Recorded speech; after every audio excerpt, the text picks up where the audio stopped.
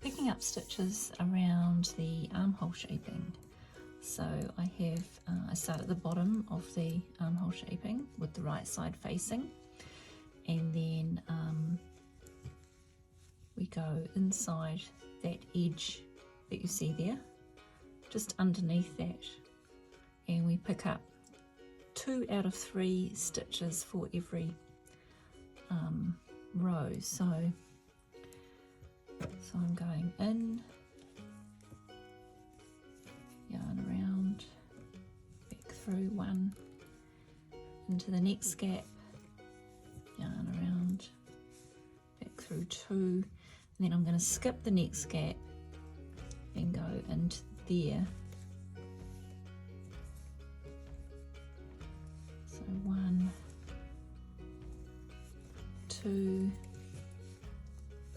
skip the next gap, which is there, 1, 2, skip the next gap, go on to the next one. So the reason we're doing that is so that we get the right distribution of stitches for our armhole band. And there you can see I've picked up all those stitches from my stitch marker there, right around to the top, and then I'll go down the other side and repeat that on the other side.